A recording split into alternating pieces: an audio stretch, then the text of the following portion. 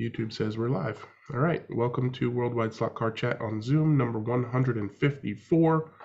We are 2 episodes away from 3 years. Whoa! No, we're not going to do anything special. So let's talk about slot cars. I have a little show and tell to share, but does anybody else have anything they want to show and or tell about any kind of slot cars? And I will make that clear with my show and tell.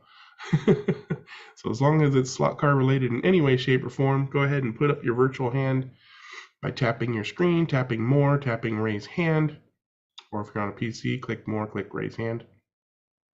Nobody's jumping up and down, so I'll go ahead and do my show and tell. And I need to switch my tabs again. Here we go. So you'll remember a couple weeks ago, I was down in LA for 2 different things. One of them was a Transformers convention. The other was to go say hi to the guys at Electric Dreams. I was not planning to buy anything, but when I find something that has a cross hobby interest, I tend to buy it. And this is one of the original 1980s Transformers branded slot car sets from Tyco. As you can see, the box is in terrible condition. The track is not much better, and the chassis of the cars were not much better. One of the tires had actually melted to the chassis and damaged the chassis with whatever chemicals were leaching out of the tires. But I didn't buy it because of those things. I bought it because of these things. The bodies are practically mint. Obviously did not spend very much time in the sun.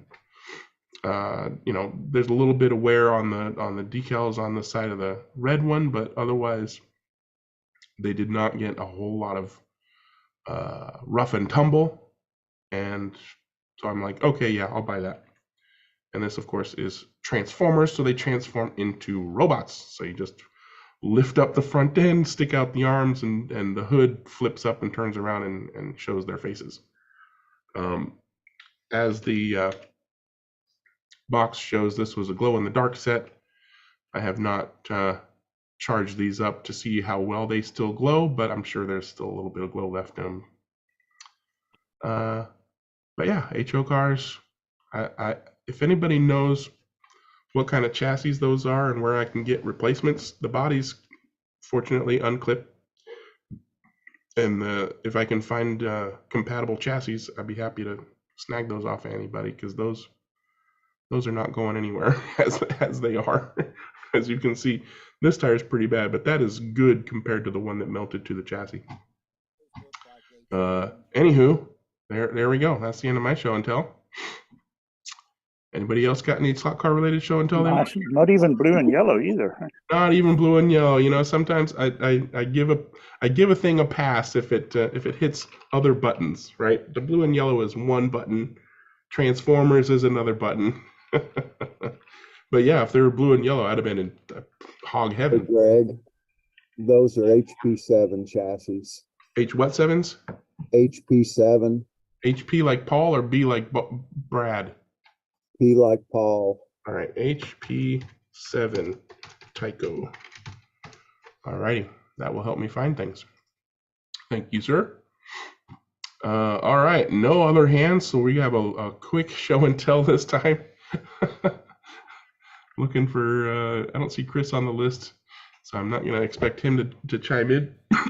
So I guess then we'll go straight to Club Corner. If you have any past, present, or future slot car racing to talk about, now's the time to raise your hand.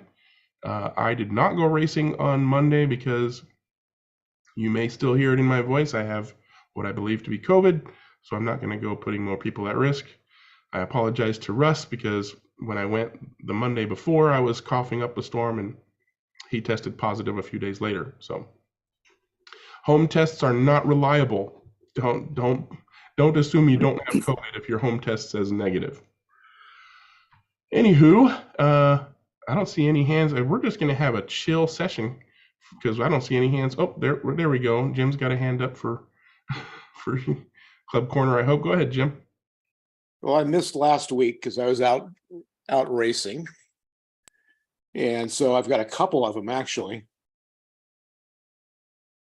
from a week ago and from last week.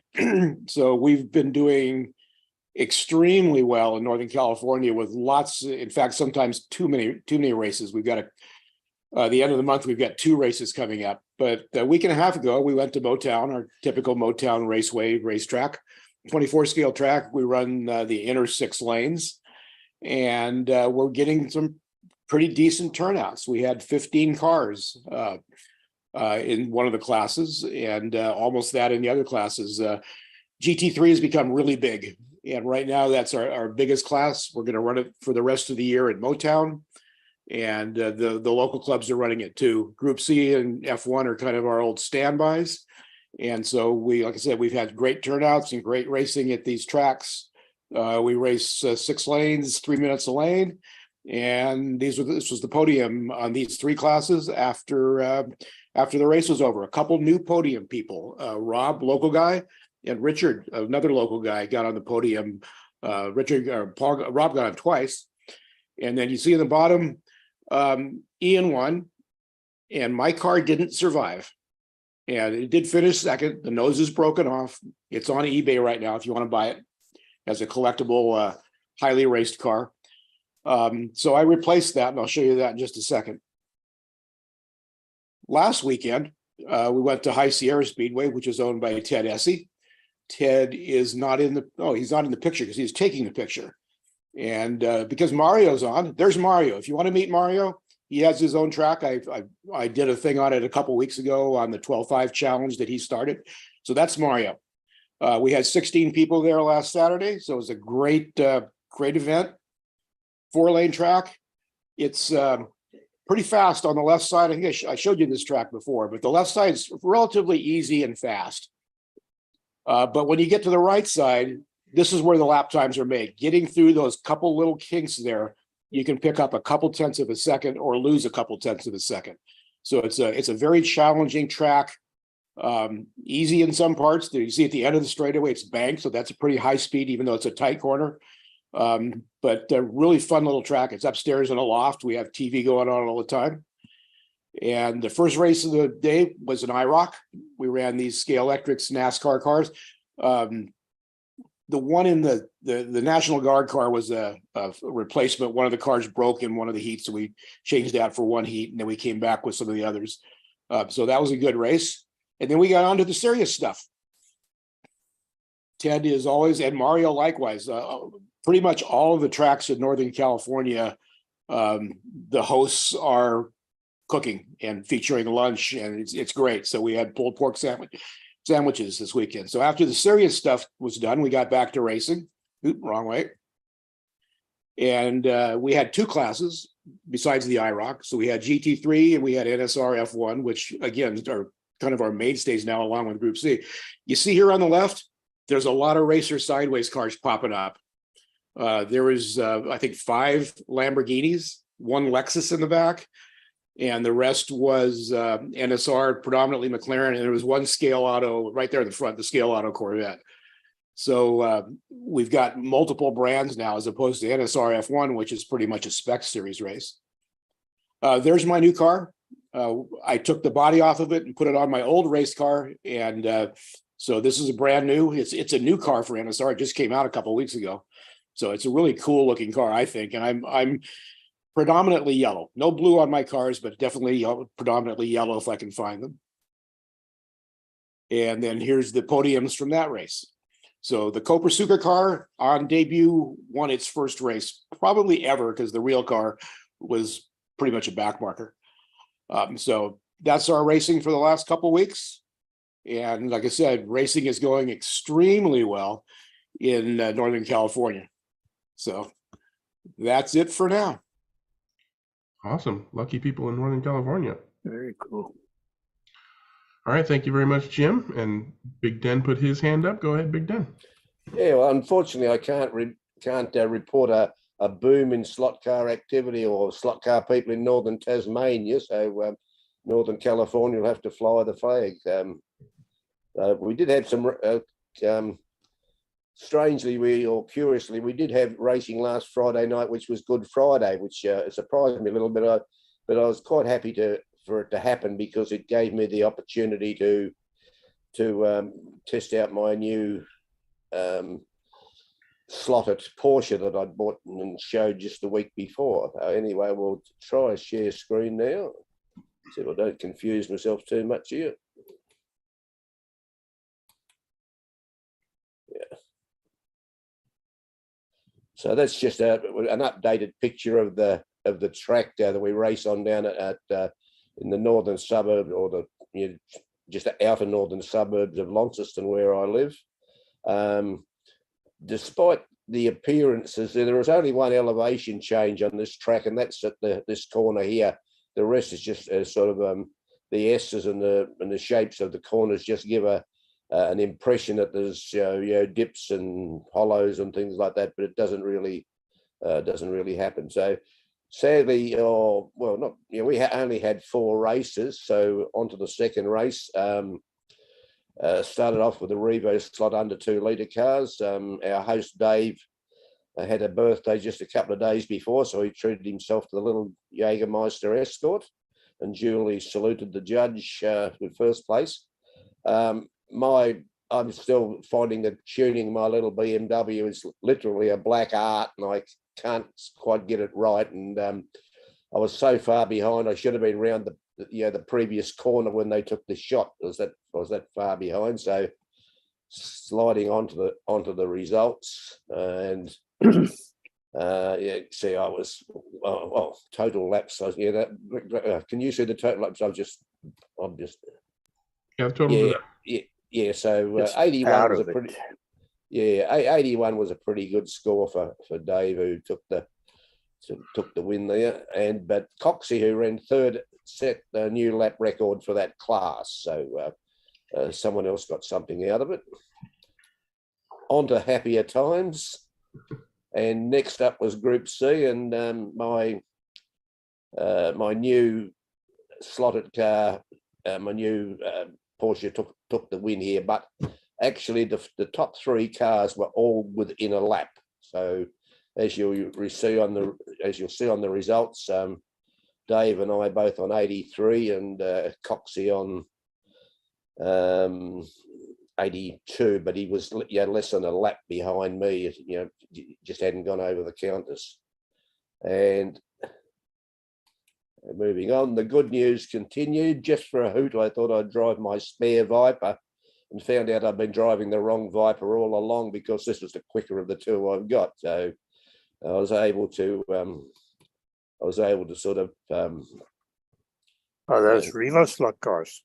Yeah, Revo. Yeah, sorry, Dennis. All Revo GT2s. Yeah, and Viper actually beat the 3 Porsches, which is unusual. Dave's little Jaeger. Oh, he seems to have a thing for Jägermeister, doesn't he? He's usually the class of the field, but I managed to have a. I'm assuming that those guys ran into a bit of trouble to be that far back, 6 laps or 7 laps. And I don't know about you, but down here in Australia, if you win an event or you win a bet or something like that, or when you're playing the ponies or something like that, it's often described as getting the chocolates. And I literally did get the chocolates. So there was a couple of an Easter bunny, chocolate Easter bunny for each of the 2 classes. So, And for those who don't know, Cadbury's chocolate is really good stuff. Yeah, there's actually a Tasmanian chocolate made in Hobart, not far from where our friend Phil, and Red Tulip was the other brand. I decided to go with brand equality. I did race Tuesday night our time, which is a day and a half ago, at Phil's track in Hobart. My Jag wasn't quite up to the class down there. I think I ran about 8th out of 14, but I enjoyed the night. We ran the Group C, and we also ran a class which we call 72 to 82 Le Mans cars, and they're pretty much fixed chassis, SRC, fly. So there's no pods and floppy bits on them. So, but they weren't all that far behind the slotted Group C. So that was again, I didn't shine all that much, but again, enjoyed myself. So that's the aim of the game. So I'll stop the share there, and Dennis has got his hand up. Okay. All right, thanks, Mr. Co-host. I'll let you run the I'll let you run the next two meetings while I'm in Europe, or not the next two, but the future two meetings. Maybe we'll have you guest host. Just giving you some shit. Go ahead, Dennis. Okay, Saturday that's just gone by was Electric Dreams Day. We ran the Electric Dreams classes, the GTE Pros and the GTE Amateurs.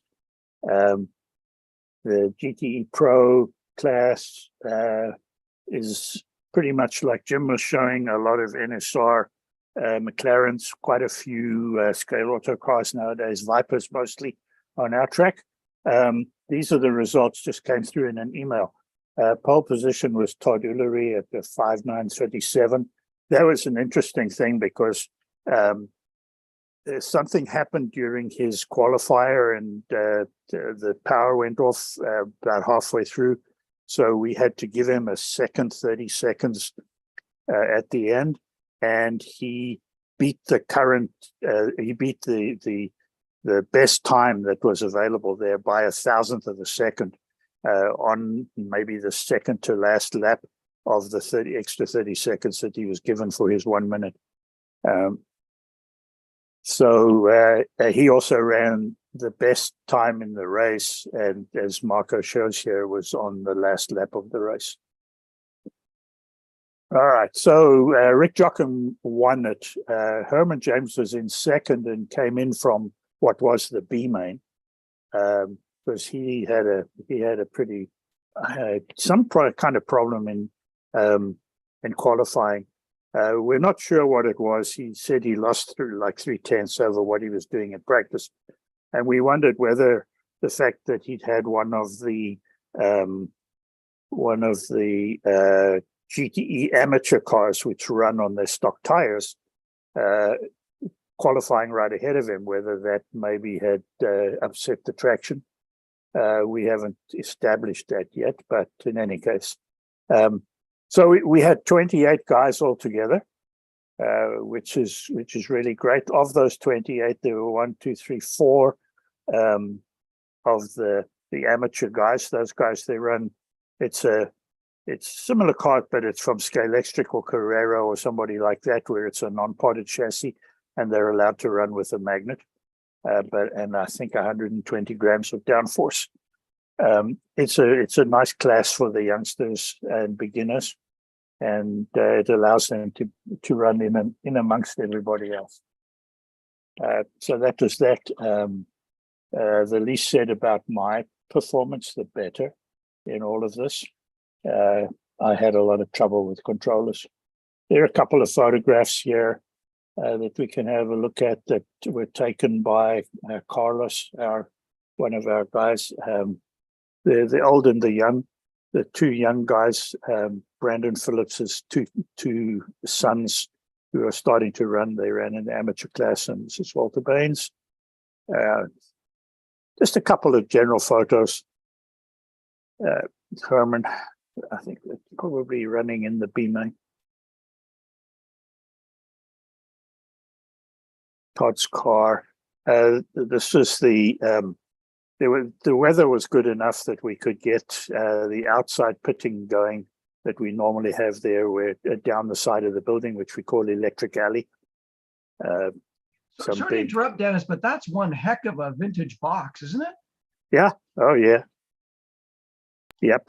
Look at all those plaques on the back. Look at all the plaques on the back. Yeah, this is Dan Tufts. I'm not sure whether that was his box or whether it was one that he got somewhere over the years. It's quite possibly his. And he's one of those guys who used to race back in the 90s or 80s and then has come back. The interesting box here is Todd Ullery's box, which is this black one at the back here, which has wheels. It's a converted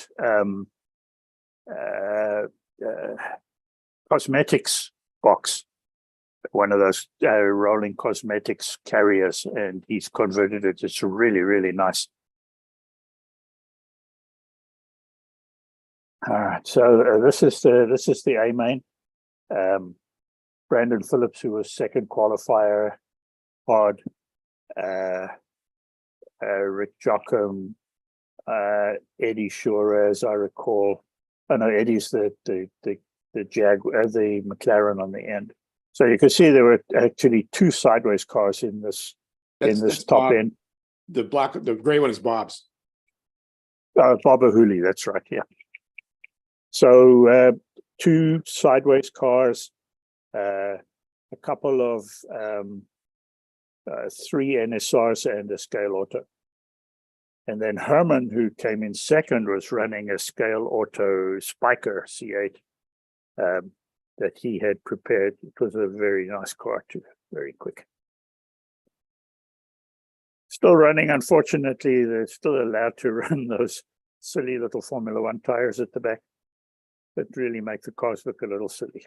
Anyway, Jochen prevailed as always, but only just. I think he was 2 laps or 3 laps ahead of Herman at the end.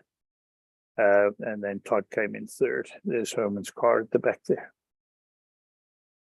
So that's me. That was the day. 28 races is a good race. And we were done by 2:00. So there was the organization was good, and the racing moved along very smoothly. So that's me for today. Was that Marco running the races again? Yes, He knows how to run a race. he's getting better. Hey, Dennis. Yes, sir. We've gone away from the 13 or the F1 style wheels on the GT3 cars, and we're finding that they are faster without them. Oh, okay. Yeah, I didn't run them either, but I think I ran 15.8s on mine.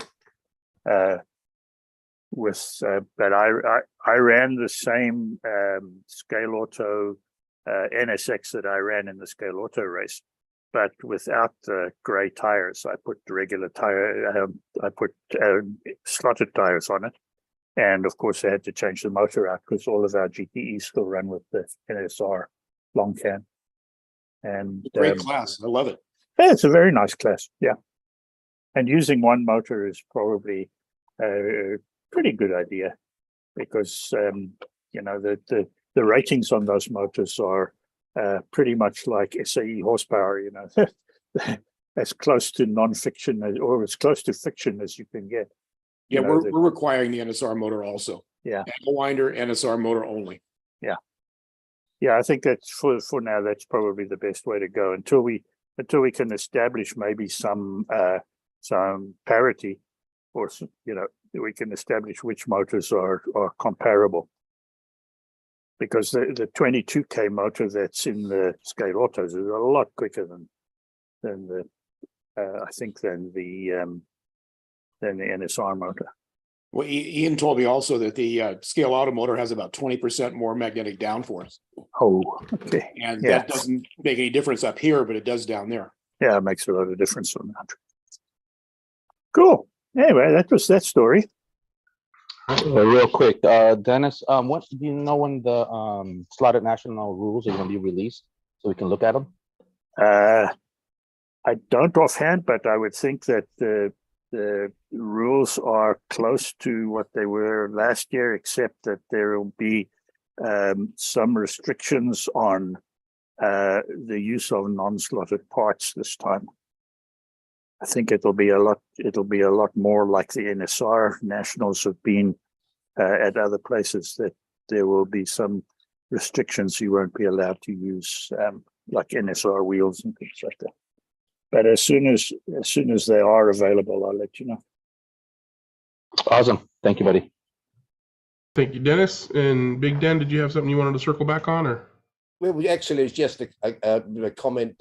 Thanks to all the guys at Electric Dreams for keeping me up late again. I watched the entire race, which I'll probably in two or three sessions, just to break it up a bit. But I was particularly with Todd getting there that late. Herman James, I think, had held the fastest lap at 6.001 right up until the last half minute. Then I think Todd came under 6 seconds about three or four times in the last minute as I was watching it.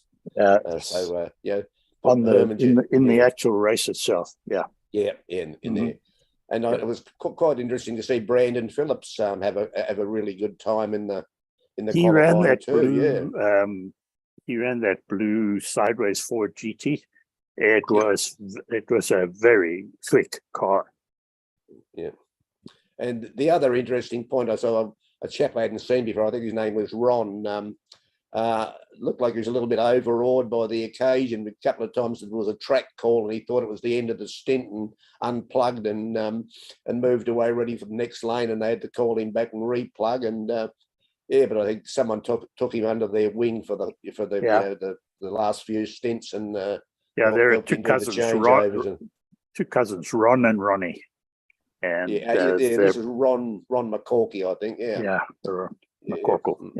McCorkle, okay. No, so Ron and Ronnie have been running a lot of magnet classes at Big Lou's, which is the plastic track facility in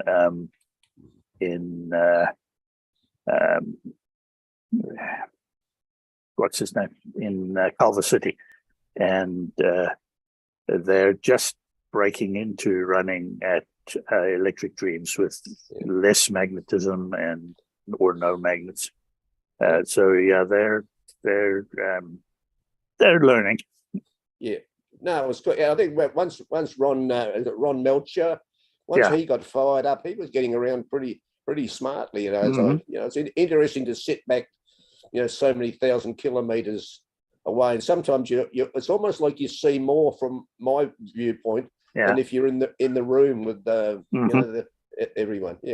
That's probably also a compliment to the setup that Marco has made there for the streaming, and the fact that we've got 4 cameras and the viewpoints that you get and the ability to see so much of the track. I don't think I've ever seen coverage better than that of a slot car race anywhere. No, and even better is when you're racing. I didn't even think about where the cameras were. I didn't see any cameras. I was like, there's a camera there. The whole time I was racing, I forgot completely about the camera. I think the only thing that you do notice sometimes is that we've got so many monitors around for everybody to see that sometimes they get in the way, but certainly the cameras are very unobtrusive. Yeah. I don't remember the monitors bothering me, but I'm used to big things in the way on some tracks. Greg, it wasn't a case of Big Brother watching you; it was a case of Big Den watching you. Yeah, Big Den was watching. All right. Well, thank you, gentlemen. And Dewan has some great questions that'll spark some conversation, but we do have one that I should be able to answer relatively quickly from the YouTubers. I was asked, how can you run analog cars on a digital race set? And I've mentioned this in the past, but the shorter answer is you can't, because analog cars don't work on a digital set. The longer answer is you need to have a digital system that has an analog mode, such as the last 2 Scalextric digital power bases, or a modified power base such as tech slots from the guy who built tech slots for digital, Carrera Digital, or the Omni slot box for Carrera Digital. But basically you need to have some kind of analog mode, right? You can't just slap an analog car on a digital track, because one of 2 things will happen. It'll just sit there making a terrible noise, or it'll go off at full power with no control whatsoever. So the analog car either needs to have a chip in it, so now it's a digital car, or your track needs to have some kind of analog functionality. With those previously mentioned Scalextric digital power bases, there's a switch on the Arc Pro to switch it to analog. Basically, it becomes an Arc Air power base. On the older 6-car power base, that you had to do it with buttons and the menu and the screen and everything to put it in analog mode. And then you had one controller controls one lane, the other controller goes to the other lane, just like analog. Tech slots is a chipping the lane modification, where basically you're still using the digital functionality, but there's a dedicated chip for each lane. And then instead of the chip being in the car, the chip is outside the car powering the lane. Or the Omni slot box, which is true analog and a switch between the digital side and true analog control with analog controllers and everything. Either of those two things is easily accomplished by anybody who's brave enough to solder. So if you can solder, solder, whatever you call it, you can throw in some wires and switches and basically just have your track, with the flip of a decent amperage 4-pole double throw switch. You can do 2 lanes, or a bigger switch and do or 2 of those switches and do 4 lanes or whatever, and you basically switch between the power that's coming out of your digital control unit power base thing to the rails, or the analog control unit power base hookups to the rails. So the switch goes between whatever is making the cars go and the rails themselves. So you got analog and digital, switches, and then rails. That's what I did on my track. I got a big old 4-pole double throw flippity switch and actual analog hookups. So when my track is in analog mode, it's using analog power with analog controllers. And when my track is in digital mode, it uses digital power with digital controllers. You can do that yourself. It's not hard to do. It's just wire. You have to switch your controllers when you do that? Only if you want pure analog, Yeah. right? If you use a tech slots or a chipping the lane solution, you're using your digital controllers because you're technically still controlling a digital chip, except instead of the chip being in the car making the motor go, the chip is next to the track making the motor go. So if you want pure analog with analog controllers, of course, you have to change the way the power moves through the system. The other reason is that you don't want, you want to have an electrical break between any non-digital power going to the rails and digital power going to the rails, so that when you're in analog mode, you don't have analog DC power running back up the rails into your digital control unit power base and possibly damaging components. The other way around, not as likely to be a problem, but still it's better to not have those things, electrically connected. That's why the most common question is, can I put an analog power base and a digital power base in my track at the same time, but only plug one of them in? No, because if you plug the analog one in, that DC power is going to run back up through the output of the analog or the digital power base and potentially cause problems. Some people say they've done it and they've never had problems, but I would not recommend doing that. Greg, one of the things to warn people about, if they're running Carrera cars, the digital on the Carrera track, in the bottom of a Carrera car, there's an analog digital switch. And a lot of people, another ball of wax. yeah, and a lot of people forget to switch that. And if they put it on an analog setting onto a digital track, that car will go flying off the track backwards. You are misinformed and incorrect, sir. And I respect you as a person and I love you as a human being, but you're wrong in every way, everything that you just said. Number one, that switch is a polarity switch, not a digital to analog switch. Number two, if the car is in digital mode if the car is placed on any Carrera digital track, regardless of the polarity, it will automatically switch to digital mode. If you flip that polarity switch, all you're doing is telling the car which way to expect the power to come. Right? You could turn the car around. No, that's not true, because it is true, and I can prove it to you. We're not going to have a discussion. Okay. This is the facts that I'm giving you right now. If you flip that switch, what you're doing is, because Carrera digital is opposite of normal analog polarity. If you then put that Carrera digital car on an analog track without flipping the switch, you're putting it on the analog track in your expected running direction. It's not going to do anything because it's expecting the opposite polarity. You flip the switch, put it on your analog track, pull the trigger 3 times. That's what tells the car to switch to analog mode. The car will never ever go off at full speed. The only time a Carrera digital car with a Carrera digital chip that is functioning properly and installed correctly will go off at full speed is if it's a damaged chip. A Carrera digital car will never ever go off at full speed unless somebody is holding the trigger down on a controller. Yeah, that's not what's happening on mine. So I And must have and we can deal with that later. Yeah. Because I've been through this about a dozen times with a dozen people, and I'm always right. Sorry to break it to you.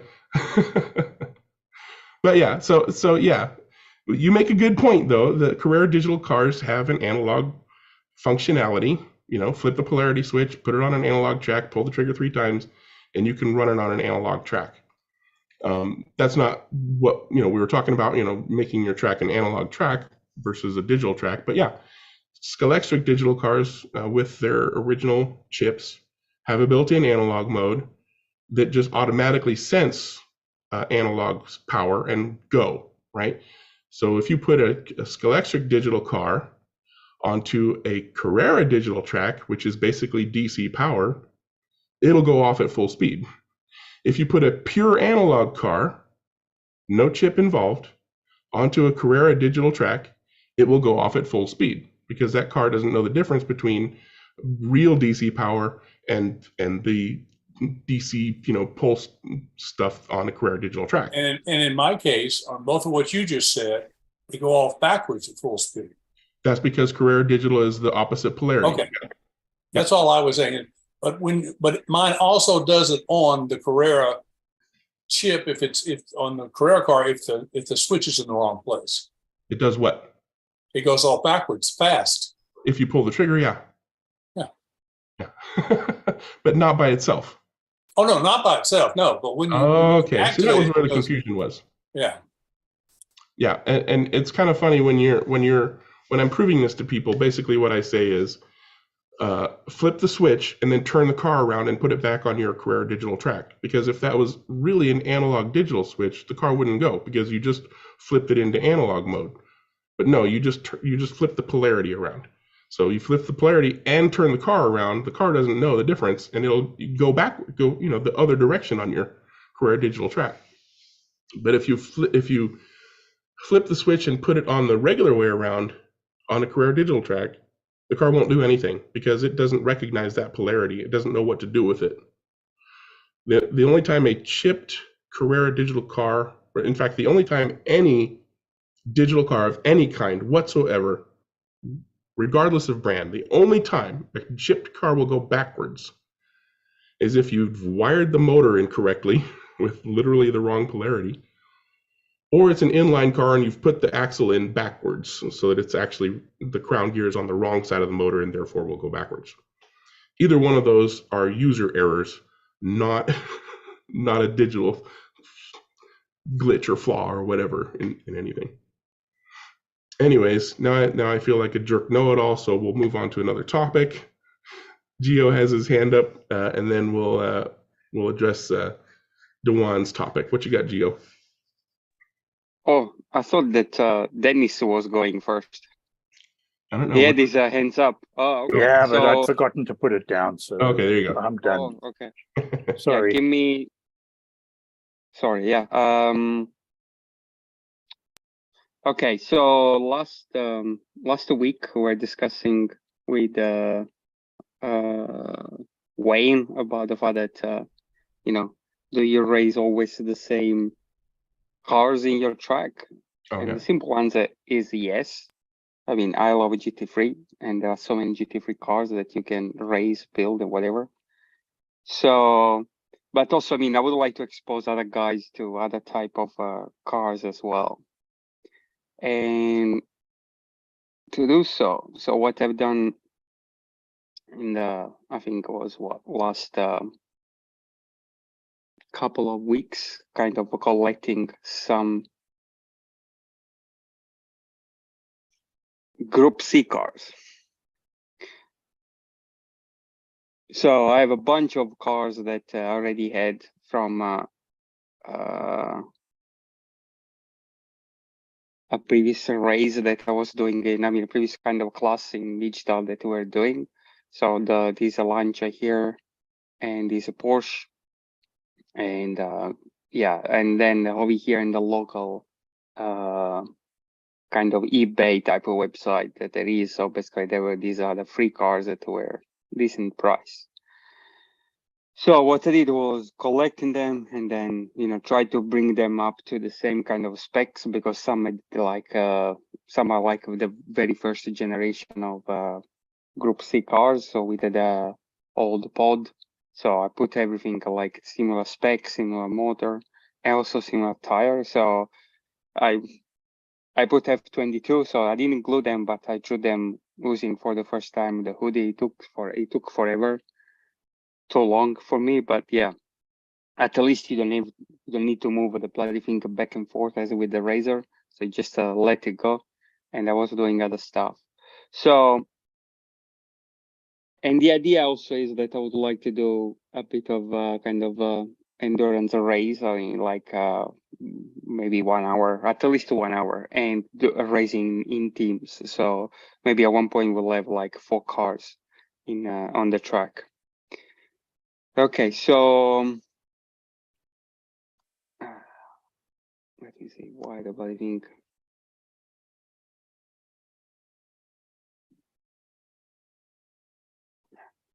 Just a second. Yeah. So I don't know why the.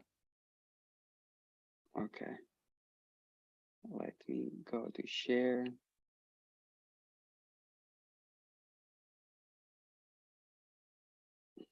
Okay. Yeah. So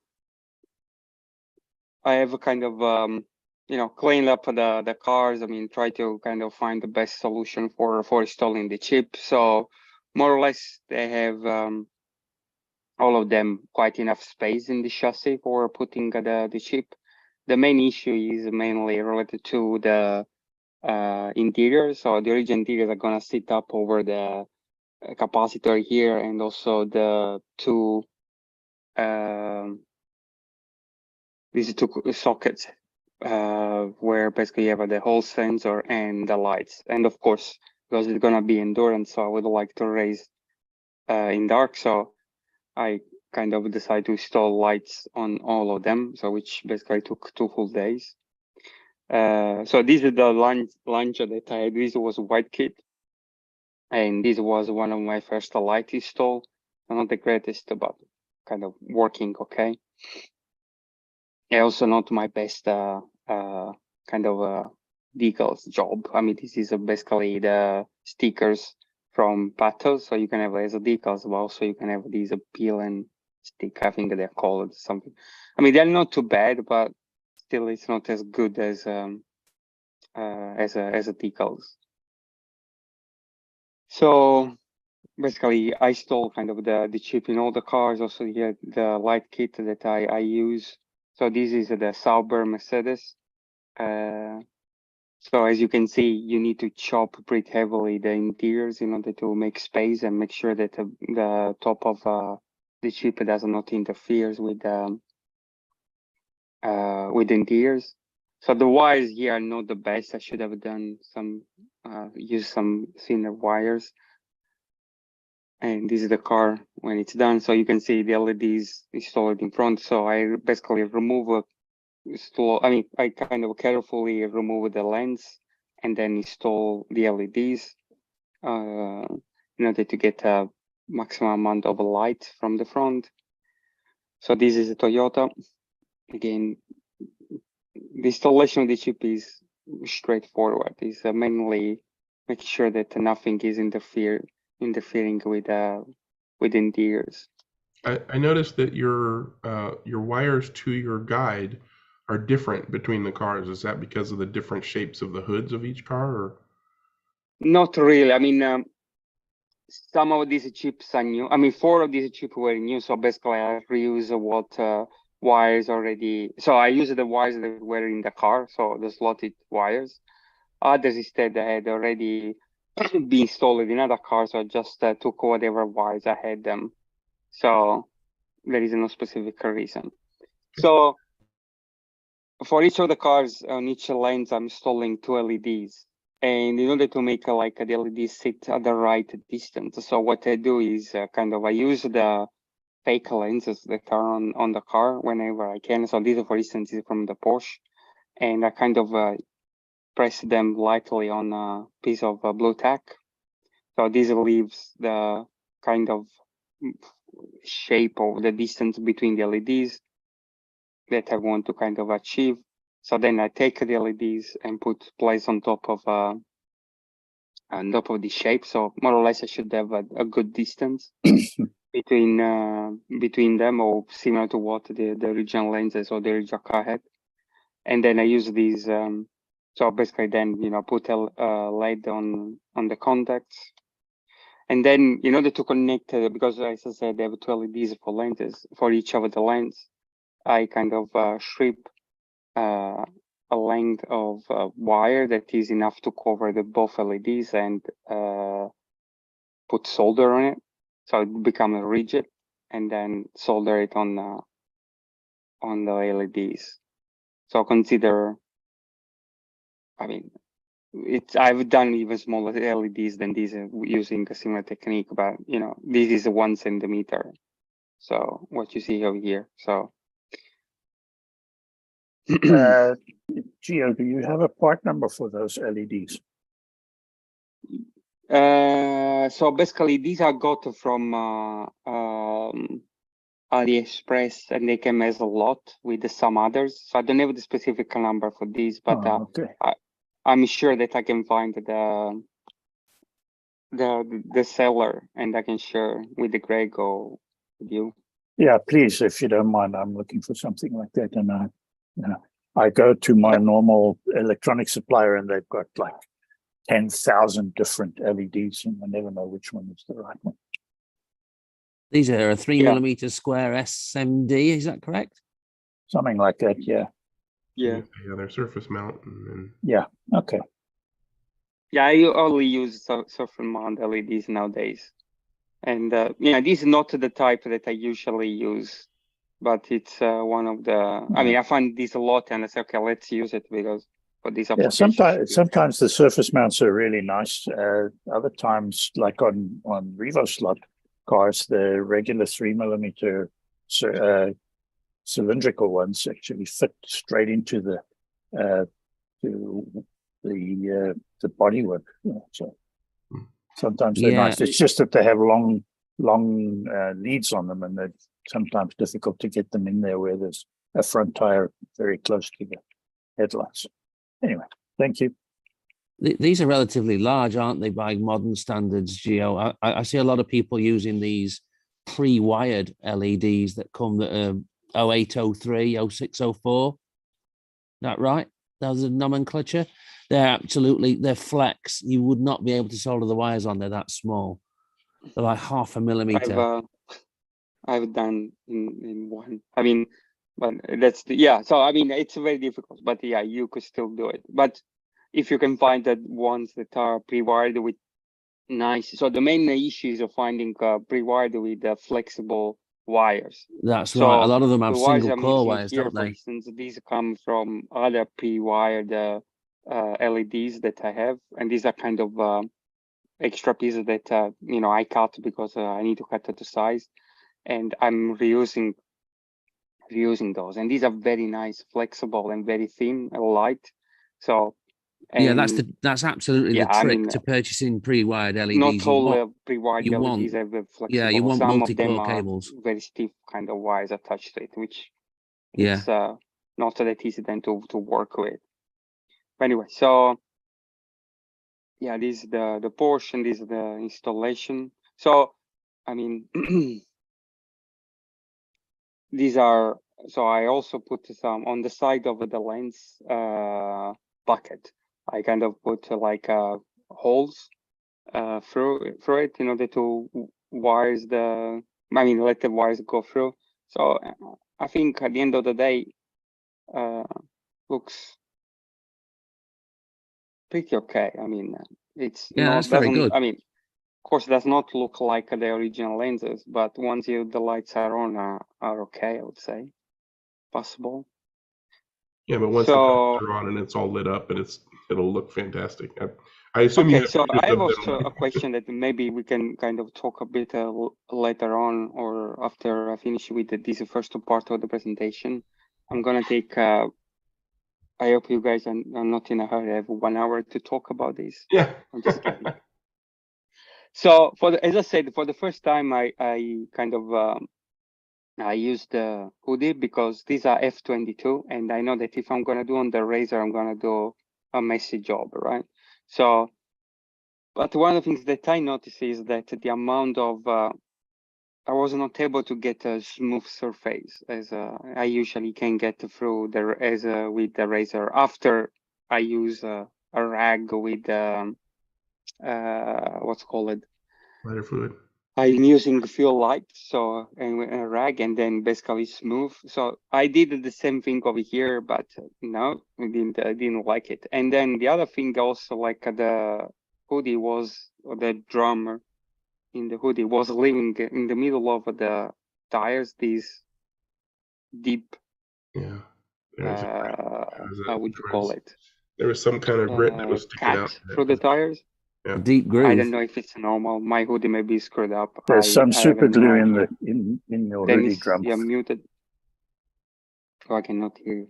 No, There's some super glue in your hoodie drum. Yeah, Something there's a little sharp. There's a little Oh. sharp spot in there that's causing that. Yeah. It also looks like you probably left it Too long. Too long. It looks like you've melted some of the tire. Yeah, you've got to. The trick with those, did you say F22 or N22? I think he said F22. Okay. I thought he said F22. Yeah. All right. Even with F22s are a little worse than N22s to do, but you've got to grind and stop and grind and stop and feed in back out, feed in back out, feed in back out, Yeah. slowly, because otherwise they'll mount like that. Yeah. Every tire truer has a knack, doesn't it? It just experience. And then when you're done, when it's ground and it's that it's the same diameter all the way around, then you need to get in there with a file or a nail file or one of those diamond nail dressers or something like that, and actually go progressively finer and finer on that with a little bit of lighter fluid and polish it while it's still on the hoodie. And then eventually you end up with eventually use a piece of t-shirt material or paper towel, and then with your finger and wet that with lighter fluid and polish them. You can get a much better surface in there. Okay. Yeah, I don't know. I mean, the tires, I mean, had a decent grip at the end of the day, and for sure they were much. So these are not glue tires, okay? So just to stick them on the stock, yeah, Wheels. wheels, and they kind of grab pretty well, so they are not loose. 1207. Yeah, and the grip was okay. I mean, at the end of the day, so I was not really concerned. But yeah, have you noticed them Not improve super concerned. use on the track? Then have you managed to get them to the track to get them polished? well, actually, Probably find okay, once so- they've run a bit that they'll be a lot better. Well, actually, we found that the opposite, and the main issue was, I mean, this basically already done a bit of testing. That my Scalextric truck is full. I mean, it's kind of full of glue, or there is a lot of tire residue and oil across. Along the track. And so basically, the tires were picking up all these marbles. And at one point, basically the cars were like during the race that we did yesterday, because we tested them last night. So they were like bouncing, so you have to kind of scrap them off. So I don't know. I'm not super happy with the final result, but I think it's for my specific application. I mean, I think that's probably because they got overheated and became actually tacky, super. And so they were picking up marbles that it otherwise would not have picked up. If it Could be, but yeah. So when we were using when the NSR Super Grip original compound was available, these never happened. I mean, the glue, the amount of sticky things that I have across the track has been there for a while, let's say. But those tires never pick up anything, and the grip was just, as you say, improving during the night because they were getting warmer and better to the grip. With the new compound, the Evo, these kind of marbles are kind of showing up as well. If I use N22, again, no issues, so they don't pick up anything. So I don't know. And unfortunately, the original NSR compound and the N22s are not available anymore, which sucks. So I have to try with the G25. So to see what how We they had behave. we had that problem with the original Evos, but in the last year, I've had no problem at all with Evos balling up or being hard to true at all. And I'm not sure if they've changed the compound or we've just learned how to true them. But like I said, in the last year, we've had no problem at all running Evo compound, either Ultra or Super Grip. Yeah, so my stock of NSR, the Evo compound that I bought for the tires for the GT3 maybe it's more than a year old now. So I have to try some I should, newer ones. I don't know if they've changed it or not. yeah, I think I will do that. Yeah. What wheels are you running on the back? The wheels are the stock, I think, stock wheels that come with these group. Yeah, so not Group air C. wheels. Okay, but No, they're not air wheels. There's two sizes of Group C wheels. There's 16.5 and 15.8 that both came on cars out of the box. I think these are the 15.8. Most of them, because the Sauber is the same. I mean, say again? Yeah, pretty much all the newer cars come with 16.5, but the older cars came with 15.8. Yeah, so I think actually, I mean, again, because it's a bit of the Sauber, for instance, had I think a bigger tire, bigger wheels, but again, the results are not any different between them. So Why do you have your piece of tape on your motor there, Gio? I mean, this was one of the, because I think before there was a ferrite main on top of this motor, and I'm not using ferrite main anymore, so the tape stayed there. Again, this was from 3 years or 4 years ago, no, even more, maybe 5 years ago that we raised this. This was one of the Porsche that we used in another digital class when we were using SSD. So we need to have a ferrite main on the motor side as well as the front. So this is another example of kind of how to put again. So I try to have the LEDs. So the shape here is a bit different. So I use the same trick with the blue tack, but this time try to press it inside the bucket and then have a kind of shape that gives me a rough estimate of how distant or far the two LEDs need to be.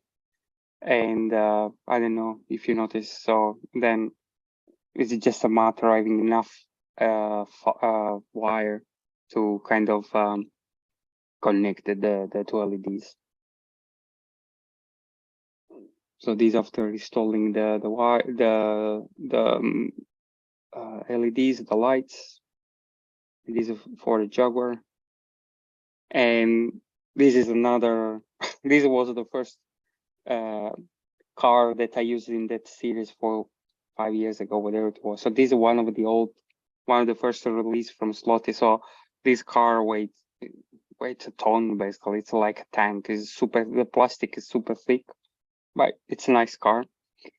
Unfortunately, it's not blue gray.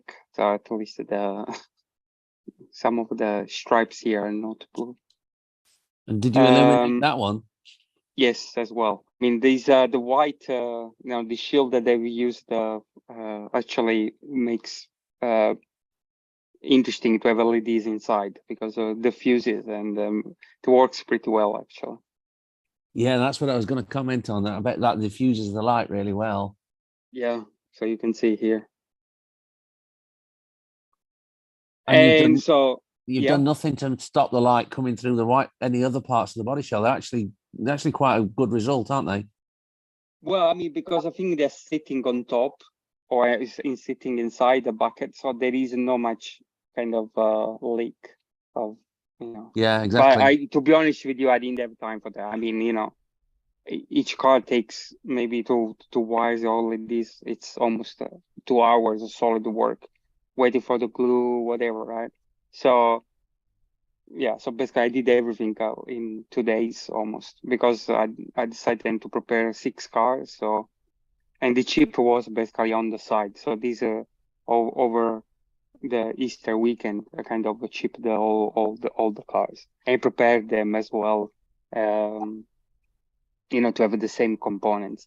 Because I also, for some of them, had to change the guide because they had the old guy. And did you have And 0.5 millimeter offset pods in them all, Gio? yeah. So all of them now, yes, they have all the, which is the stock basically, or the standard, the pod that they come with, right? Nowadays. Nowadays, yeah. The one I prepared had got a 0 offset pod in it, and it was 15/8 wheels, and yeah, fixed front axle heights and all the bad things. Yeah. So unfortunately, the cars are not equal in performance. I don't know how people. I mean, the top runners are the Toyota, the Porsche, then this Lancia over here. But the Lancias, I don't know, it has a lot of power, so you need to kind of control it properly. Then I think the Sauber, then the Lancia, and then this Jaguar. I mean, the Jaguar tried to put you know, the best components compared to the others, but still was the slowest of the bunch. And then more or less this kind of was reflected also during the race. So yesterday basically we did the race. And I also changed the settings. So this was in kind of preparation for having the endurance 1 hour plus races. But we race as not as a teams, still as single drivers. But I increased the racing time. Usually we race as say 40 minutes. I increased it to half an hour. So each race was half an hour, and also to change the settings for the fuel consumption and the tires wearing so that they would last longer. Otherwise it would be like eating every 3 minutes. And so it was a kind of overall test for the settings as well. I can just keep talking about this given that we are over the hour, so we should move to, I don't know, up to you. I mean, I can stop and then come back. Yeah, let's give some time to Dewan's question, and then we got plenty of time, so we can probably come back to this. Dewan, did you want to go ahead, or do you want me to? Well, I guess I can give a little bit of background on what I was inquiring about. I had the accessory, the knob job accessory to add onto my hoodie, and one thing that they suggested in the good, thank you for bringing that up. I was going to try to find it. And the instructions was, if you see the 2 needles or the 2 screws that are replacing the stock one on the hoodie, behind those screws on the back plate are 2 nuts. One is a zinc nut, and the other one is a plastic nut. And so you can see some of the epoxy still on there, I guess. But I tried they had a video that showed the installation, and they used the UV glue. And I really shook my head. I said, they really used UV on this? And that's how they demonstrated it, and assumed that it worked. And I did it, and it just broke off instantly. So I went from that to the I think I went to the Loctite super type glue, and that didn't work as well. Yeah, the Loctite to the far right there. And in the instructions, they also had suggested or recommended using the 2-part epoxy glue. And so that's what I have now, and that's what I'm going to be using. But the question came up. We have all these different types of glues, from glue guns to super glues to Mod Podge to you know, all the different things that you see there. And it was all guesswork as to what would be the best compound to do with the back plate of that hoodie with the plastic screw and a zinc screw to try to bond those together. And I just also was asking, what's the best practices for the different glues? Which one do you use for which purpose? And I thought that maybe it might be good to create a quick table that talked about the best types of glues to use for different circumstances. And that's what I posed to Greg as a question to poll our group here and see if we can come up with some best practices on the different types of glues. And I thought it'd be great for people in the hobby to know these types of practices because I was clueless. I mean, so the purpose of the glue that you were using for the Huddy knob job was to prevent those nuts on the back from turning, right? From turning Yes.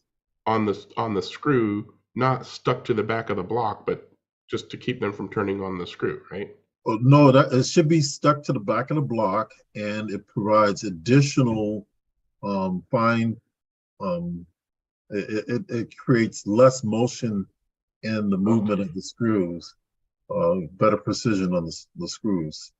Can I just contribute something to your list? I think your list is great, but under model glue, like plastic cement, there are subcategories because you can get in from testers to like, you know, really hot, heavy duty, very thin liquid glue, which is, and it comes down to a level of, I guess, confidence, because if you know you got your pieces together and you use that really hot stuff, it's beautiful, but you use too much of it and it just melts everything. So yeah, same for the super glue, for instance. Super glue, you can have a very thin, you can have a medium, you can have, I mean, do we really have to, I don't know. and don't forget, you don't have enough lines on this page to do well, all. and then the other thing to add too is just hot glue from a hot glue gun. It can be very useful. Yeah, he had that on his picture there. He had. Yeah, I forgot to put that on the list, but I had. And again, you know, I use it even for doing mold boxes for my casting. But you can also use it for scenery and a whole bunch of other things. Yeah, this is a real topic. This could go for a while. Yeah. Yeah, I agree. Yeah. It might be better to break it down into like different types of glues. See, I would title this the gopher hole because it would show you what to go for. Yeah. I think gluing to the anodized surface of the let's take the hoodie straight away. Yeah, let's focus on that. Yeah, the black anodized surface is not an easy surface to glue to. And personally, I think my first shot would have been the two-part epoxy. Anyone got anything agreement or disagreement with that? I mean, we're assuming that the anodizing is proper electro anodizing. Yeah, it will be with hoodie. And assuming you want this as a permanent installation. Well, and Wayne, to your point, I mean, two-part epoxy is always a good go-to if you're in doubt. Yeah, if you want to make it stick, a two-part epoxy. You tend to have to leave additional residue, you know, fillets and things like that. And it's, you know, if sightliness is of importance to you, then it's not normally a best choice. But in that case, you really want the mechanical strength and surface area of the contact between the nut and the face that you're gluing it to, don't you? Okay, so if we go back to the actual application here, right? So you are trying to put these knobs in order to make your hoodie work more precise. I don't know what's wrong with the current one because I used the current one that I have, or the standard ones are pretty okay.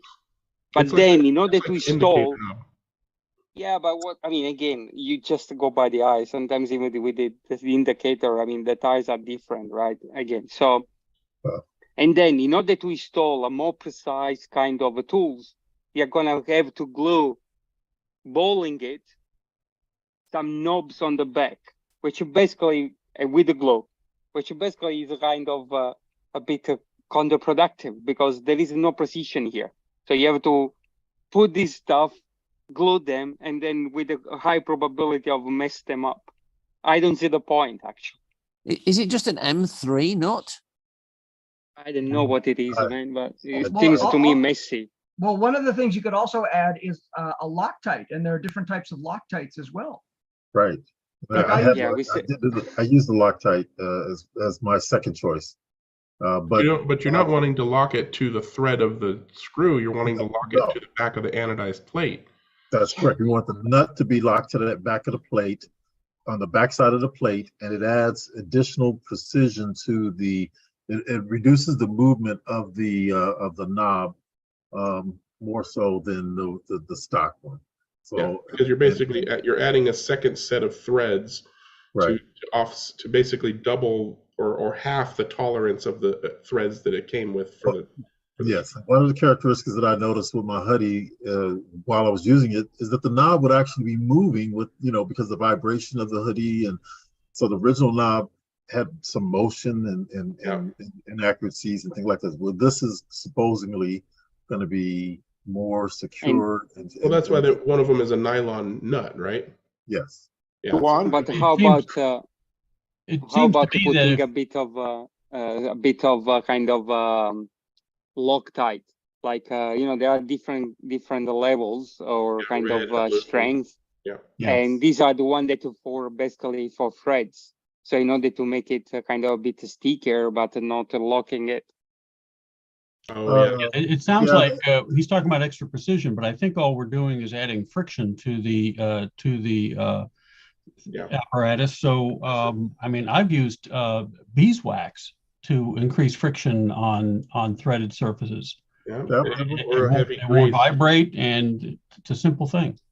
Yeah. Well, you can use, it's cheap. You can use earwax. Try to get something out. There you go. Stick there.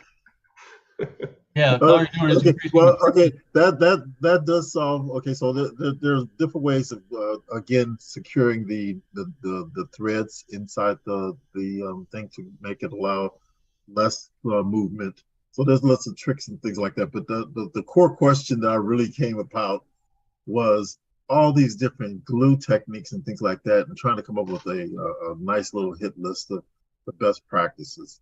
So I know we want to stick with the hoodie. And I will be able to fix that. I'm going to use some. I could get my little. I had several other ideas that I was thinking about. Well, it basically comes down. I mean, the hoodie is a great example because what glue you use depends entirely on. And here's Chris Walker. It depends entirely on the materials that you're wanting to bond and what kind of bond you want to achieve. In the hoodie knob job, you're really just wanting to reduce the tendency for the knob to back itself off because of the vibration of the machine, in which case some heavy grease would do the trick, or some wax or something like that, to basically stickify the threads to the block, the threaded block that it's going through. And that's why they're wanting to, the nylon nut is basically gonna be hard to turn, right? And so they want you to glue that to the back of the anodized block. But what glue sticks nylon to anodized aluminum? Exactly. In that case, it's probably going to be that 2-part epoxy. In which case, you're having to be super careful to not bond things that you don't want to bond together. Otherwise, you need to get. Okay, well, you want to glue some tires to some rims. Well, what kind of tires? What kind of rims? You want to glue some, some landscaping thing to your table. What kind of landscaping thing? What kind of table? Well, that's where I was coming up with having a little cheat sheet notes. Yeah.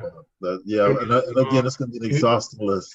It wouldn't be a little cheat sheet. It'd be a huge cheat sheet. It'll be a huge sheet. It won't be a cheat sheet, exactly. And there wouldn't be agreement because, you can get your E6000 glue out. That's got a little bit of flexibility to it. Yep. It's a bit gooey in itself. It's as good as a vibration damper. You can smear it around and it's pretty clear. But another brand similar to that might not stick to the same surfaces that E6000 will. So once you start crisscrossing across manufacturers of the glue itself, a good quality super glue will do jobs that a poor quality one just won't even manage. You can't always group CA together. Yep. In my kind of, my case, for instance, for most of the things that I do, 90%, putting together kits, wings, lenses, LEDs, I use GS IPO. That is, I think, similar to the E6000, but is a better kind of applicator. So that's what I usually I agree with that. That's my understanding. Yeah, it's a super flexible. It's a super kind of also resistant. So, once I put the parts, even small parts with it in a car and crush it, I mean, the stuff still stick together. And also you can clean it,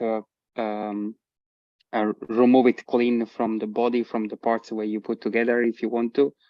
It's good for lenses because it does not fog them, cures transparently. So it's kind of the glue that I use most of the times. Then for tires, for instance, it's a bit of hit and miss there. I mean, every time I go to the shop, I find a new glue that is a CA with a bit of flexibility. I try to go for these kind of glues and try and see what happens. I mean, so it's kind of, we could spend, I think, the whole 2 hours talking about glue for tires only, right? How you're gonna glue your tires or what you're gonna do. So having kind of a general manual how to go for all kind of glues. You always got gorilla glue. Yeah. And there's multiple kinds of Gorilla Glues. Yes, there is. That's right, that's a good glue, isn't it? Where did And you that's- actually get the nut job from? I've been trying to get one of those. Yeah, Dewan. PCH. Dewan is the nut job. I think we're talking about the knob job, aren't we, Tony? The knob job. The Where'd you nut get job, yours? isn't it, whatever you call it, for the hoodie. No, I should. Anyway, PCH.com, I believe is the website. PCH. PCH, yeah. CTH. Paul Charlie Henry. Papa Charlie Hotel. Yeah. One of the things that I can say about gluing tires is also the wheels have to be cleaned. Definitely, I always wash my wheels, distilled water, and some alcohol, and make sure that there's no foreign materials in the wheels, even though they come new from the factory. Sometimes, there may be some oil. So I didn't do that for a long time, and my wheels or my glued tires would come off the wheels. So I started washing them really good, and then it's been good with the wheels, with the glue that I use.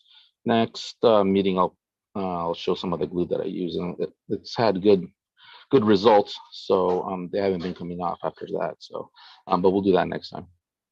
I never done that actually. So usually, if I'm using like air wheels from NSR or sideways, what I do is also rough up the surface where the tires are gonna stick because it's super smooth. So I use a metal file to rough it up the edges so that there is a bit more, but I never kind of actually clean it up. So maybe using some, I would go for light fuel, for instance, the two, because it's good degreaser. Well, that's good idea actually. Lighter fuel Go does on. have an oil content though, Joe. You need to be a bit careful with that one. Personally, I use alcohol, IPA. Okay, yeah. Duan, I don't have an answer to your specific question, but I have an answer to your specific problem. Once I went to this, I thought this was just a gimmick, and it works. If you're looking for absolute precision with your hoodie, I would absolutely recommend this thing. I consider that. That's the Huddy Buddy? Yep. No. Yeah. Yeah. Yeah. That's I have really considered that. It was quite a bit more expensive, and I thought that just paying the amount I paid for just two little knobs, I thought that was a ridiculous price too. I've got precision down to less than half a thousandth of an inch. Never moves. Rick Jocham told me to buy one, and I did, and he was right. Okay. Yeah, that's actually that looks much better than just the knobby knobs there. The knob that comes with a hoodie has the precision. Yeah. It rotates, it vibrates and it moves while I'm using the hoodie. So that was my problem.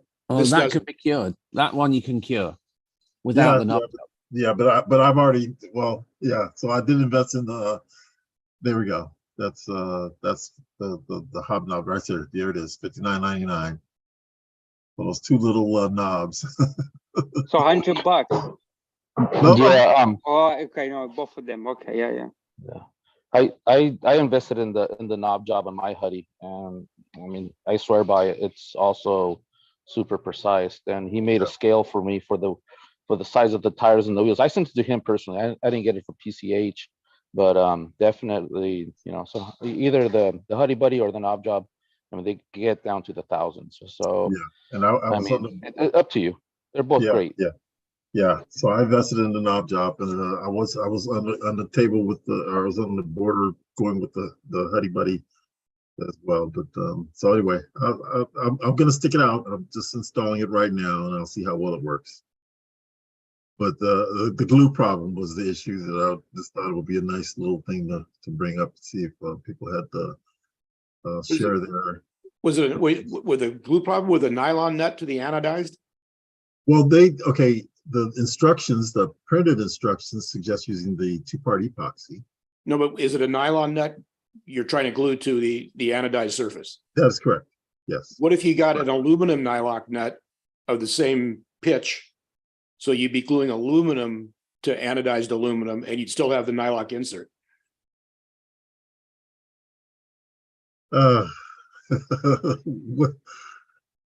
Ideally, that probably would work. That probably would work, but I would put me on a hunting mission to go out and find match the nuts and things like that. This was just the standard delivery of the nut job, knob job. You guys got me going.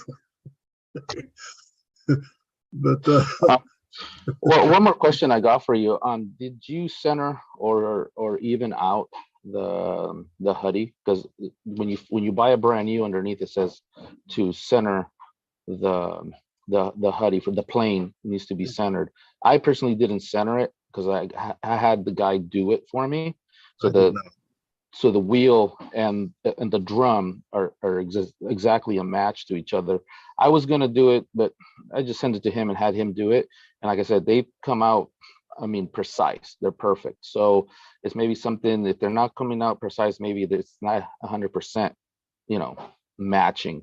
Because it does say on the hoodie before you start using it to straighten it out. It does say that. I couldn't quite figure out what they wanted me to do from that perspective, but my issue is my issue is that, again, that the knob I would and also the way the knobs were in the original hoodie were constructed, and turning one I accidentally hit the other one, and it was just easy. So it was just easy to get it off of the position, and so that's why I thought these devices might. That's why the dial indicator works so well, because you take the one screw out and you never use it again. Yeah. Okay. You're just using the dial indicator. Okay. Yeah. Well, sounds like I made the oh well. Okay. I mean, we're all learning. We're all figuring it out. What's interesting to me is that they suggested two entirely different types of. Yeah. Well, the printed document says the two-part epoxy, but the video showed the guy using UV as well as suggesting two other options, but he used UV in the video example, and continued on throughout it. But I said the UV try to hold that. I just didn't really think it would, and it clearly didn't. So I'm surprised that I don't know how long it held on his after he did the demo of the video installation. I mean, it's probably also sensitive to exactly how tight you have those nuts, you know, when you glue them in the first place, because, you know, two nuts tend to be a locking mechanism, not just pass through, right? So one of them has to be loose enough to not cause the two to lock together, but tight enough to not just move away when you turn it. So, and I did make the mistake of threading it. I should have threaded it all the way in and glued the nut down and then back it out, because as you're turning it, it was because if you turn the knob all the way in and then back it out, the nut will be going against the face of the back of the hoodie. It would cause, and that probably would allow the bond to cure a little bit better, but I was going the opposite way, so I was really testing the bond, more so than if I would have done it the opposite direction. So, but anyway, I'm learning.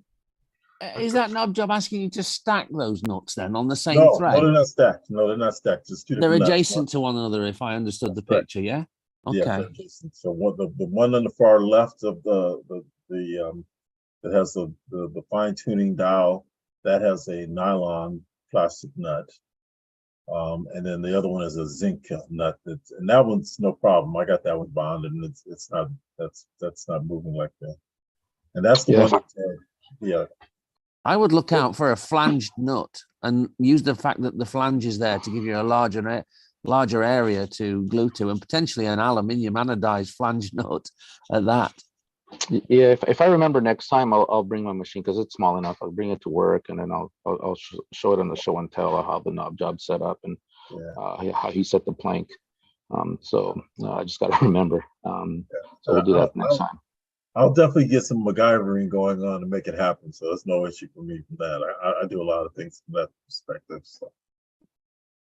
But I just like, again, it just spawned the concept of different types of glues because I'm on my third one now, and that's why I posed the question to the group. Yeah, you guys have that. Yeah, too many glues, too many applications. But that's that's not a bad idea, right? To just kind of develop a general, what type of glue you would use in various slot car related. And that would be the case. The generalities, not and there's gonna be some crossovers between them and things like that. But I welcome anybody out there to put together a document, and we'll be happy to promote that for you.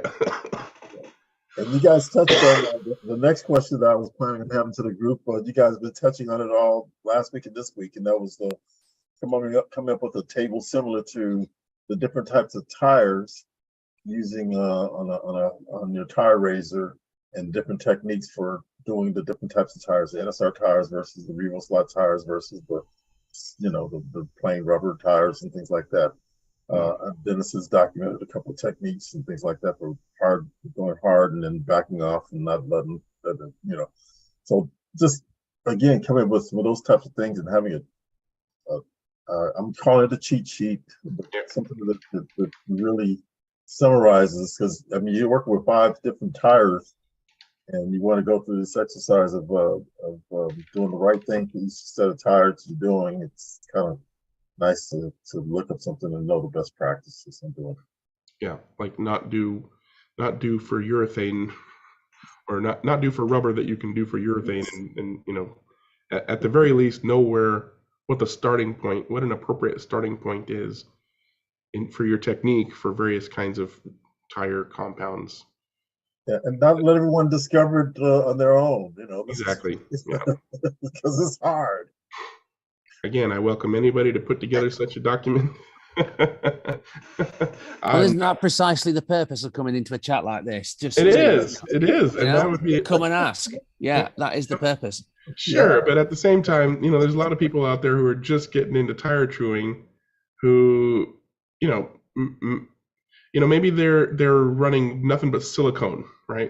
And they heard that you should get a tire chewer and chew your tires, and so they get a CG slot cars or some other tire chewer, and they're trying to chew their silicone tires.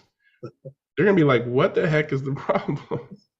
I've seen a few videos on YouTube recently of people who reviewed their new CG slot car tire chewer, and in most cases they've actually used urethane tires on Carrera type cars and similar like that. And I honestly, when I see the way that they go at them like an animal by comparison to what you need to do with a typical rubber tire. And I think to myself, gosh, it's a good job you've picked urethane there, because if you'd have picked rubber, you would have had an almighty mess on your hands. Yeah. And that's what Dewana's getting at. And I think that would be a useful resource. Does anybody know of such a resource already out there? It's in people's heads. It's probably in the group of these people's heads. I wouldn't be surprised if there is such a page, just an overview compendium of some sort that just says, for rubber tires do this or don't do that, and for whatever. It's just finding it. The person who wrote it needs to tell us, or the person who found it needs to tell us Or I guess somebody's going to have to put one together and share it. There is a rubber tire sheet out there. Yeah. It's got all the rubber tires in it, the ones that true and the ones that don't. I'd like to start with that. Yeah, where's that? It's out there somewhere. It's out there somewhere. Well, Ones that one of ones that our- true one of easily our- and ones that don't true easily. Yeah, one of the resources that Alan Wilkinson from the chat has put together is on Slot Forum, and it's a rundown of all the slot.it tires that he's ever experienced and how he handled and glued and trued and all of that. So I know that there's a thread already initiated by Alan, several years old now. He's got some of the older tires and he goes back and he adds the new ones as they get released. And there is truing advice in that thread, and it's about slotted tires. It's on the Slot Forum, so I would recommend try and find that one. That's great. See, that's good. What's Alan's handle on Slot Forum? I forget. It's non-fractal. Non-fractal. Okay, let's see if I can filter that out then. There we go. See what comes up with the filtered search here. Slotted tires, non-fractal. Slotted tires. Wayne. I'm here, Mike. Yeah, hi. If you remember correctly, urethane tires chew up very, very quickly.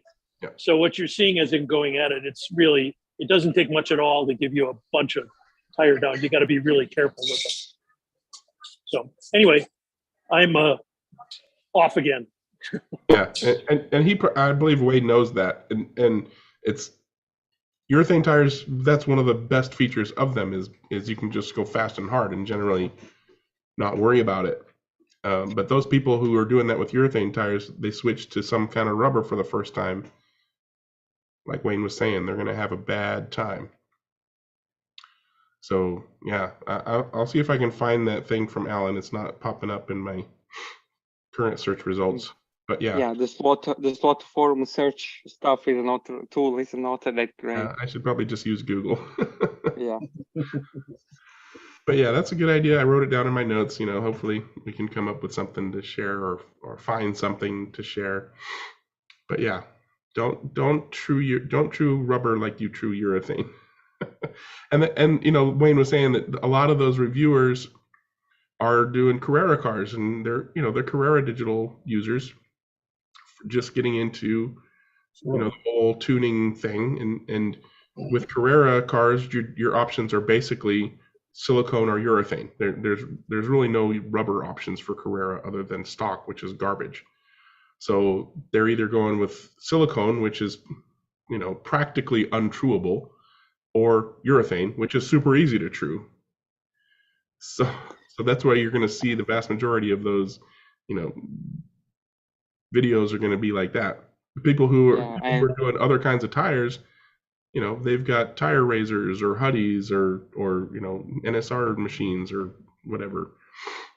You see, I mean, basically the limitation of such tools like cheat sheet or tables is that things move, change, your technique change, your track change. I mean, so I think having something like general, rubber tires in general, be careful. Silicone, just forget about it. And urethane, go as hard as you want. There you it's go. Kind of enough. That's about as good as you can go and have it last longer than a month. Yes.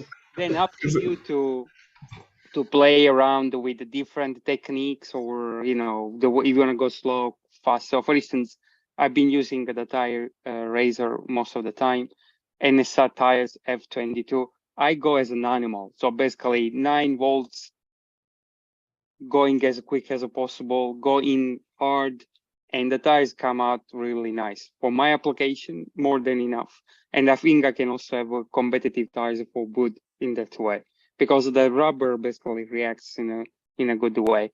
Try to do F22 or the G25 or A25 in the same way, and you make a mess. So that's where basically something like the hoodie comes in handy, because I'm not going to spend half an hour on the razor going back and forth with just one single tire. I would just kill myself. or throwing the bloody thing out of the window or the garage door or whatever. I mean, even with the reciprocator, you got to sit there making sure you don't melt the tires. So you still got to Yeah. I mean, be there. yeah.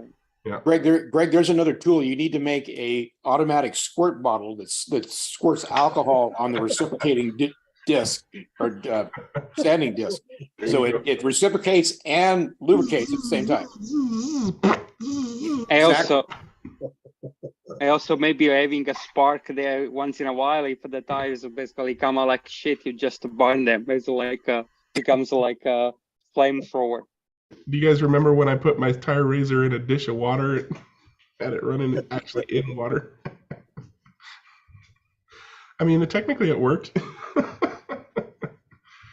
You cool everything down basically. After two sets of tires, the motor runs faster. Yeah. All right. Well, talk about whatever. Did you want to continue doing some car stuff, Gio? Yeah. So kind of I don't know, quick summary of the race last night. So, Greg, have you seen the doctor, man?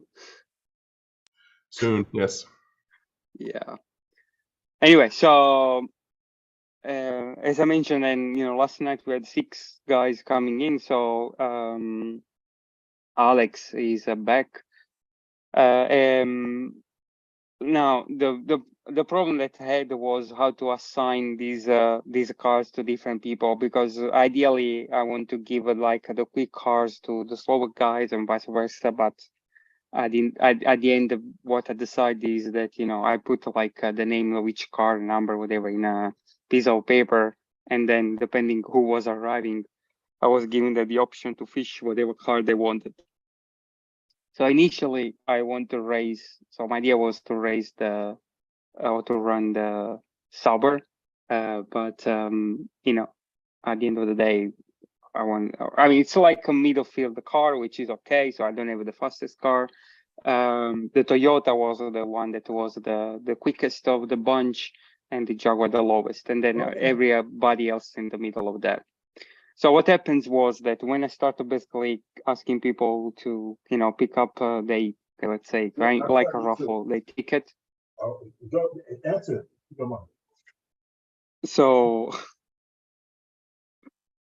basically what happens is that Terry go to the BP Lancia, the yellow one. Mike T got this other lunch over here. The slowest of the bunch went to New Mike, and so the guy kind of enjoyed the whole experience, but wasn't competitive. The Porsche went to Jan, which is also a quite good driver, and then the last to arrive was Alex, and we had both the Toyota and the Sauber still available. So Alex took out his ticket and basically was the Sauber, and I knew that I had the quickest car. And so basically I told him, okay, let's switch. You take the Toyota and I get the Mercedes. So at the end I got the car that I wanted, and Alex basically is a quicker driver, although he's been out for a while. And I also got the quickest car at least that on paper, but the race when unfolded was a bit different story. So this will line up for kind of practice in order to get the people used to the car. So the usual 5 minutes.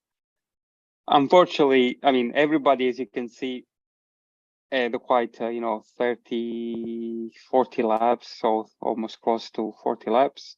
But Alex and myself basically not many laps at that. We didn't get many laps because basically what happens was that the chip that I installed on his car, I forgot that had the defective LEDs, and I had to put on wires. I thought that I tested all the cars for lane changing, but actually I didn't.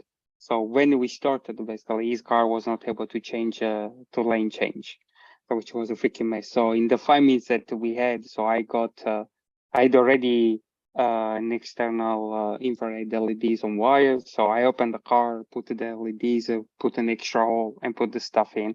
Not ideal because there is a bit of the interference with the front axle, and that maybe has affected the overall performance of the car. But as a neat result, basically, Alex and I skipped the practice. So then we move on qualify. So this is the order where we went out, and surprise, surprise, the Porsche basically behaved the best of them. So as I call it, Jan was really enjoying his Porsche, and he was even complaining at the beginning, saying that I want a red Porsche, not a yellow one. But still, I think he enjoyed the freaking car. Alex was a second, so the car was still kind of performing. I know that was a midfielder, and then all the rest. So lined up the car for the first race. As I said, the race was 30 minutes. I kind of the idea was also that when you're doing the pit stop, if you have to change tires and refuel the car, should take around the 1 minute. So I kind of slowed down the fuel rate at which the car were kind of filling up, and also the time for changing tires. Unfortunately, I think there is a bug, and because the fuel was going as quick as before, so there wasn't, I don't think, no way that was close to the 40 seconds that I kind of set up. And the idea was that if you go into the pit, then you have enough time to go around even the table, clean the tires with the sticky pad here, clean the tires, put your car back, go back to your position, and then still, I think you were refueling or change the tires or whatever. But it didn't really work out that well. So we started, and the race went pretty quickly without any major issue, except for the tires kind of balling up and having a proper cleaning. So, and the results. So yeah, Jan enjoys car. 240 laps in half an hour. The other thing is that we were racing this car at 10 volts. So not super crazy. So 240 laps, and 11 damage points. I managed 4 damage points, and that I was 5 laps behind. I think there were also some kind of fake laps, because of like a 2-second lap, it's impossible. So I think I have to check the whole center of that car. So then Alex behind, I think, had a bit of problem with the pit not responding once he was inside. And then, as I said, the new mic, unfortunately, his car was not really performing. So it was pretty behind. So not even managing the going over 200 laps.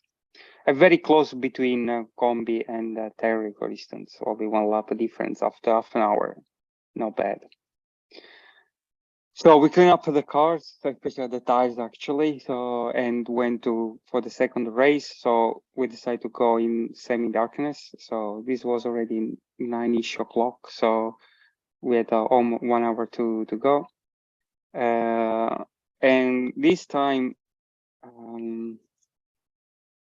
so yeah, again, some ghost laps happened, some issues with in the pit that were either the car not registering or basically being kicked out. And I think this is because the oil sensor is too, I think especially young cars, maybe it's too sensitive. So it means we have like a lane changer inside the pit lane. So when it was going over it, I think it was detecting as the end of the pit lane and then kick him out. So you had to go out and come again.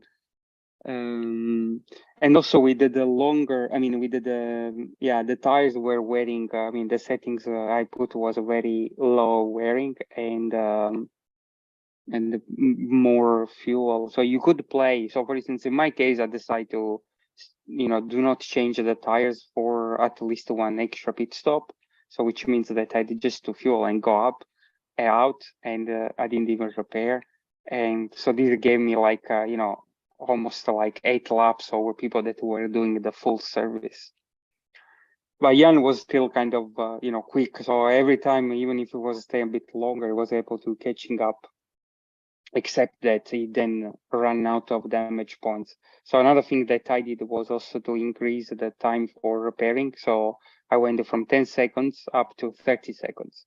So which basically would give an extra incentive to people to stay on the track instead of coming up. So half an hour again, didn't look very messy as a race. We had like long stint of no crashes, but sometimes when you do one crash, then several happened in like in close succession. So, but overall, kind of half an hour, I thought that it was going to be very long, but actually was pretty nice. And then we had like like 10 minutes or 15 minutes left, and we decided to do a sprint race of 5 minutes. And again, and in this time in completely darkness. And with the 5 minutes, consider that again, if you have if you run out of damage points able to repair with the 30 seconds repair time, basically your race is over unless other crash as well. So we did the reverse grid this time, and after the 5 minutes, basically Jan was out of commission pretty soon. So I don't know, he managed to kind of burn his damage points pretty quickly. And the race basically was between me and Alex and Terry. So everybody pretty close. Mike was not, Mike actually pretty close as well with his Jaguar, so didn't crash much.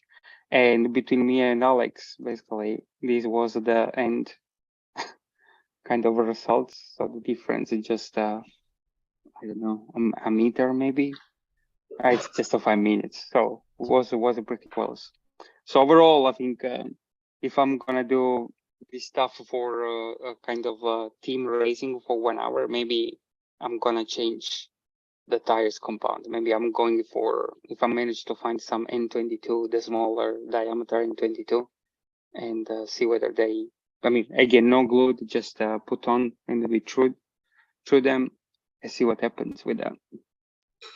But yeah, the guys, I mean, even like for like a new mic using the old or using the slow Jaguar, I think it's kind of different experience, different cars, so was good overall, pretty positive results or feedback I got from the guys. Yeah. And your GT class, those are normally angle winder, baby Raptor kind of baby King speeds. Yeah. So Yeah. which basically means that they have, in fact, I told them that these cars have less magnetic traction, so you have to use more your tires. Yeah. And so they kind of, especially like people like again new Mike that he's new to the hobby, so he mentioned that it's completely different the way in which the car was handling. Yeah. I mean, yeah, for me it's not a big deal. To be honest, they are pretty kind of smooth. I mean, and stable, low, CG. So I didn't have actually, in half an hour I came off only 3 times, and maybe one of those was stopping on a lane changer because someone had the truck call. I think it's not bad actually. Yeah. So for me, I mean, even if my car was not the top performance, they handle pretty well. But you drive more variety. So if they're used to those GTs, then the Group Cs are going to be pretty different. Yeah. So and again, the goal was also to expose them to something different. Yeah. So next class that so there I have like the truck, electric trucks, but that one are kind of a bit difficult to handle. I mean, and so I have to say, then I have maybe kind of planning to go for the classic DTMs slotted.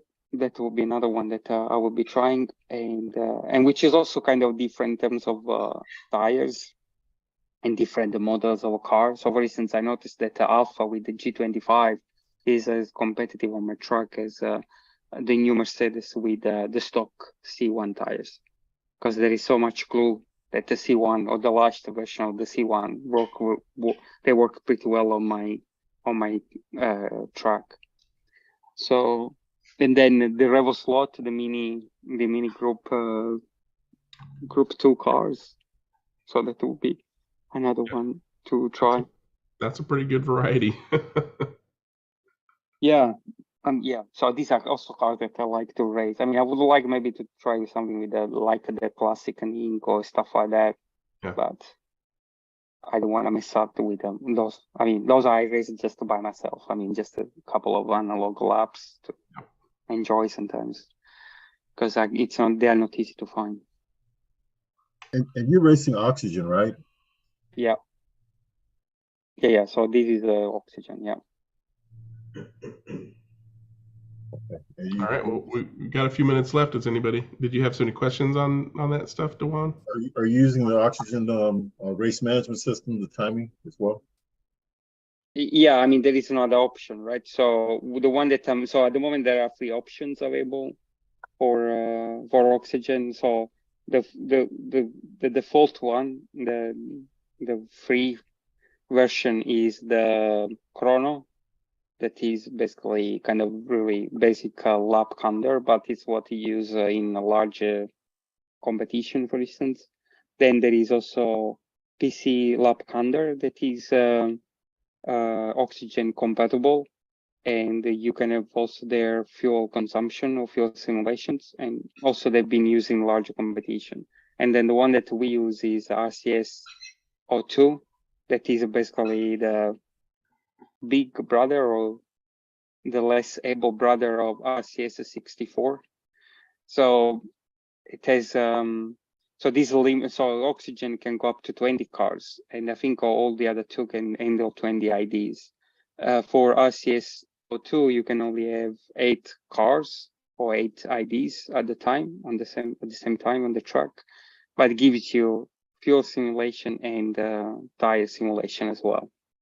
And it's more enough, I think. Yeah, I mean, we were racing with RCS 64 where there was also weather simulation, but this is not available in RCS O2 at the moment, and maybe eventually it will come up. But then there is a mess with the Oxygen 4.0, and that maybe is not compatible with some of the controller that I have. So I don't know what's going to happen there. Yeah, so what he was showing on the screen, Dewan, was the RCS O2 interface. That's what he usually uses, which can be downloaded. There's a trial version that you can download, and if you like it, you can pay for it. It's not that expensive. I mean, PC Lab Calendar is much more expensive because also it's able to support more systems. Pretty much every system. Every system, yeah. Except for a couple. Okay, we got 5 minutes left. Anybody else got anything they want to throw in at the end? Questions? Callbacks? Big Dan, you got anything? Greg, do you want to share that thread that I've? Oh yeah. Good idea. I think I brought that up. Let me switch over to it real quick. Yeah, so Wayne found the thread that Alan started that he was talking about earlier, and I'll put the link in the description. It's in the chat already for people here on Zoom. But it's called Slot.it Tire Past and Present in the 132 scale back in 2017. That wasn't actually that long ago. I was looking through it for truing tips. Did you see anything in here specifically about truing, Wayne? Or I didn't see anything. He's talking about diameter and he talks about hardness and stuff like that and suitability for different tracks, but it's also not a short thread, so there certainly might be a lot more content. Yeah, it's later on in time and later on in the thread where people start to discuss things like that. So there is plenty to go at. There's more than one lesson to learn. Yeah. So yeah, it's the best resource I could think of to answer Dewan's request for a resource. Good start. Absolutely. Go for it. Yeah. So that's everybody's homework for next week. Don't have to recreate the wheel. Good job finding that one, Wayne. So yeah, I'll put that in I'll make sure that link is available to viewers. With that, I guess I'll go ahead and say we're going to stop the live stream, but as usual, we will keep chatting. So if you want to see what we chat about after the live stream, you should come and join us on the actual Zoom chat. Google it, you'll find it. Until then, everybody wave bye. Bye. Say bye. End stream. And bye. Bye. There we go. And it's all done.